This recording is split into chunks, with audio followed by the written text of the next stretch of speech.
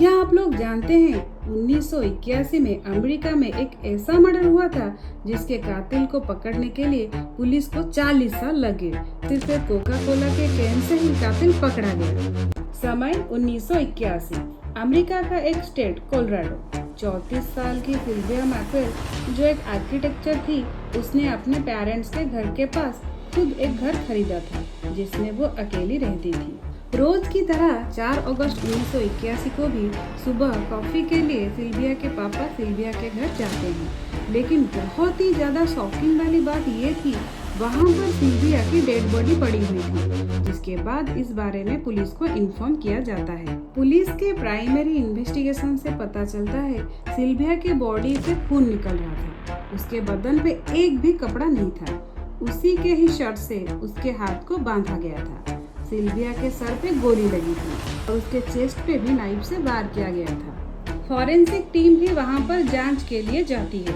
Forensic team को Sylvia के bedroom में उसकी बेडशीट और पिलो कवर मिलती है जो कि पूरी तरह से खून से सना हुआ था। पुलिस को एक नाइफ भी मिलती है जिसपे खून लगा हुआ था। इन्वेस्टिगेशन से पता चलता है सिल्विया का फोन लगभग 11 बजे तक काम कर रहा था और पोस्टमार्टम रिपोर्ट से पता चलता है सिल्विया के साथ बलात्कार किया गया है। पुलिस के पास बहुत सारे साइंटिफिक एविडेंस थे, लेकिन 1981 में टेक्नोलॉजी इतनी भी डेवलप नहीं हुई थी, जिस वजह से कातिल के बारे में कुछ पता चल नहीं पा रहा था। समय तेज रफ्तार से चलती रहती है। फाइनली 2020 को सीबीआई सिल्विया के रूम में मिला हुआ डीएनए को डेवलप करता है, जिसके बाद पता चलता है वो डीएनए किसी आदमी का है, लेकिन डीएनए किसी भी अपराधी के साथ मैच नहीं कर रहा था। हर साल एफबीआई और सीबीआई उस डीएनए को मैच करती रहती है, लेकिन 2020 तक वो डीएनए किसी भी डाटाबेस से मैच नहीं करता।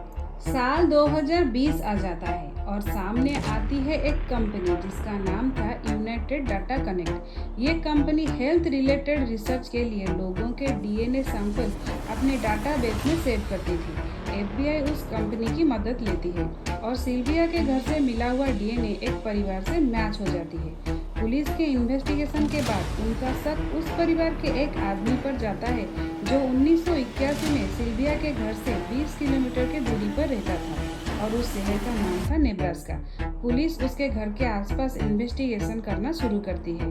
एक बार एक आदमी उस बिल्डिंग के कूड़े को डस्टबिन में फेंकने जाता है और पुलिस उस कूड़े के बैग को कलेक्ट करती है और उसे फॉरेंसिक लैब टेस्ट के लिए भेज देती है, जिसके ऊपर पुलिस को शक था।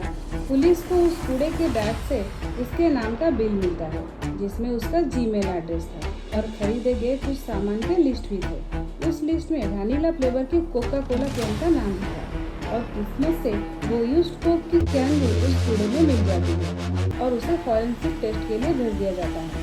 रिपोर्ट से पता चलता है उस कोक के कैन पे जो डीएनए था वो सिल्विया के घर से मिले हुए डीएनए के साथ मैच कर रहा था, जिसके बाद पुलिस नेब्रास्का से 62 वर्ष के डेविड एंडरसन को अरेस्ट करती है।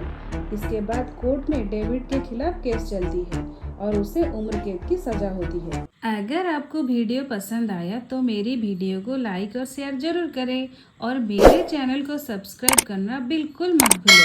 धन्यवाद।